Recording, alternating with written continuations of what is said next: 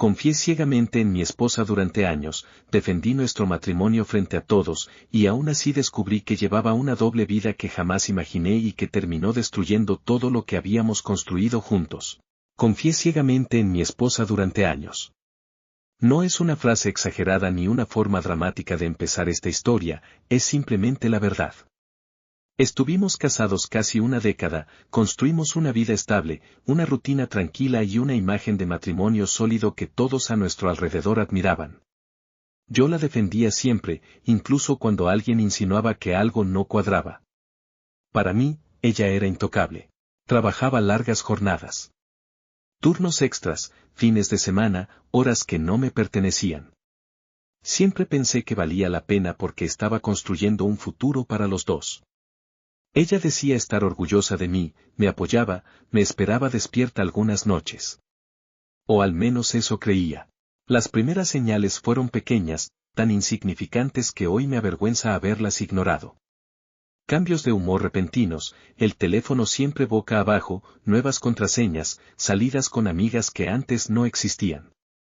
Cada vez que algo me incomodaba, me repetía lo mismo: confía, no seas inseguro, no seas como esos hombres paranoicos. Un día, un amigo cercano me insinuó que algo no estaba bien. No me dio pruebas, solo una sensación. Me molesté. Defendí a mi esposa con una convicción que hoy me duele recordar. Le dije que estaba equivocado, que ella no era ese tipo de persona, que nuestro matrimonio era diferente. Dejé de hablarle durante semanas. La vida siguió. O eso parecía. Hasta que una noche todo cambió por algo tan estúpido como un cargador. Llegué tarde del trabajo. Mi celular estaba muerto y tomé el suyo para cargarlo. Nunca revisé su teléfono antes, nunca sentí la necesidad. Pero en ese momento, una notificación apareció en la pantalla bloqueada. No era explícita. No decía te amo ni te extraño. Solo decía, ¿cuándo nos volvemos a ver? Algo se rompió dentro de mí. No revisé el teléfono de inmediato. Lo dejé ahí, como si quemara. Pasé la noche sin dormir, repasando cada excusa, cada salida, cada llego tarde. A la mañana siguiente, cuando ella se fue a trabajar, lo hice. Revisé todo. Y ahí estaba. Una vida paralela completa. Conversaciones, fotos, audios. No era una aventura reciente. Llevaba más de un año. Un año entero de mentiras dichas con naturalidad. Un año en el que yo defendí nuestro matrimonio frente a cualquiera que dudara. Pero lo peor no fue la infidelidad. Lo peor fue descubrir quién era yo en esa historia. Yo era el proveedor. El seguro. El estable. El que no hacía preguntas. En los mensajes, ella hablaba de mí como alguien predecible, aburrido, pero útil. Decía que conmigo tenía estabilidad y con él emoción. Leer eso fue más doloroso que cualquier imagen. No la confronté de inmediato. Necesitaba entender hasta dónde llegaba la mentira. Descubrí que varias personas lo sabían. Amigas, conocidos, incluso alguien de mi familia política. Todos callaron. Todos eligieron no decir nada. El día que la enfrenté no grité. No lloré. Solo le mostré el teléfono. Su reacción no fue pedir perdón. Fue enojo. Enojo por haber invadido su privacidad. Enojo porque no entendía su proceso. En ese momento comprendí que la mujer que yo amaba no existía. Era una versión que ella había creado para mí. Nos separamos poco después. El divorcio fue frío, casi administrativo. La gente se sorprendió. Si se veían tan bien, decían. Nadie sabía que ese matrimonio ya estaba muerto mucho antes de terminar. Meses después supe que la otra relación no funcionó.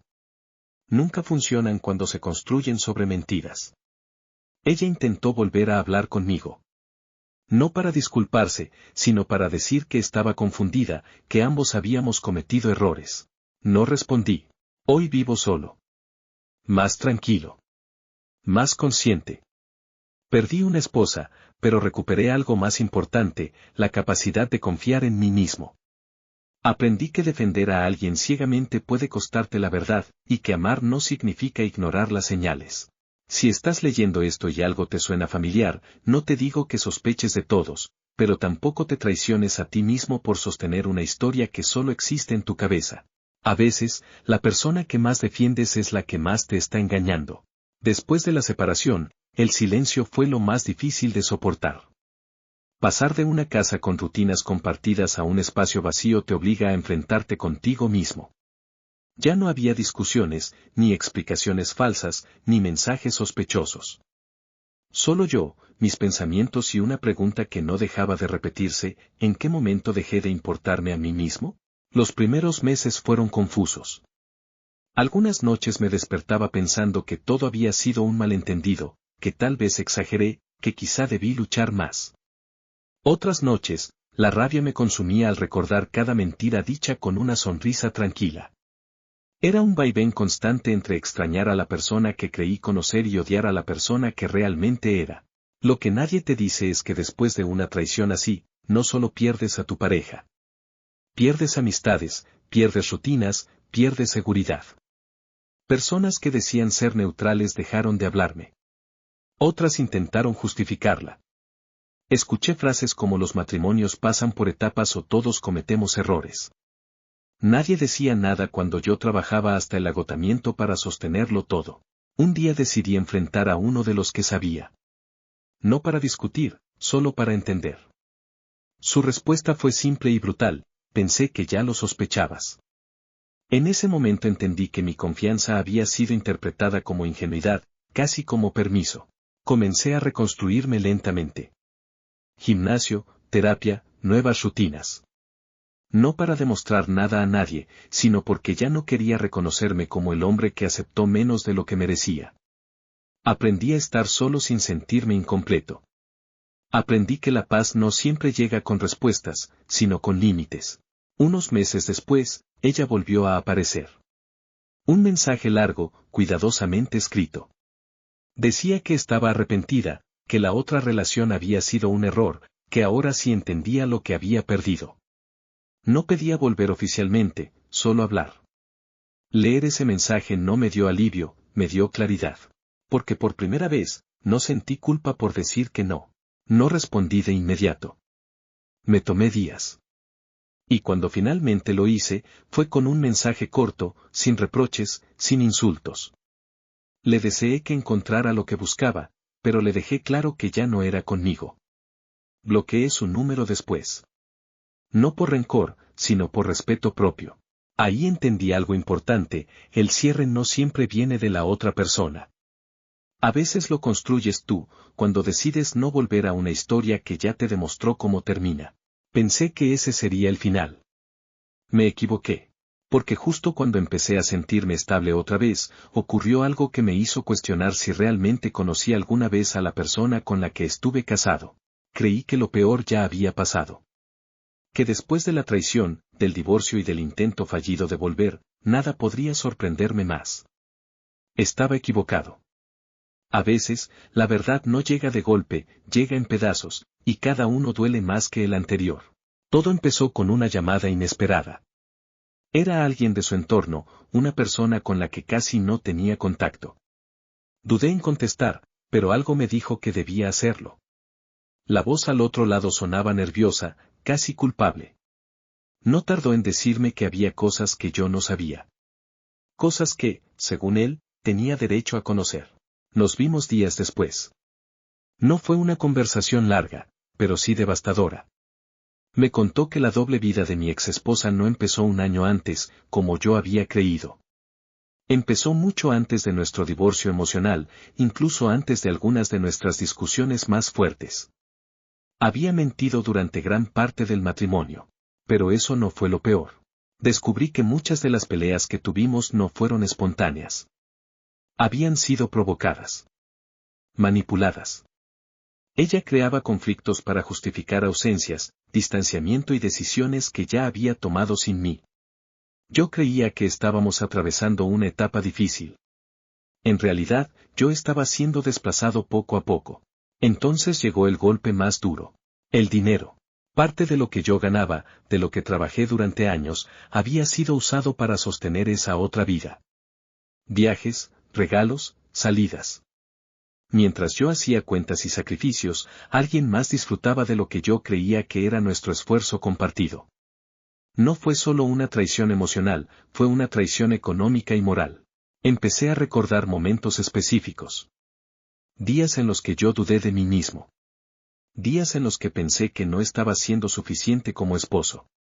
Todo encajó de una manera dolorosa. No estaba fallando yo. Yo solo estaba ocupando el rol que ella necesitaba que ocupara.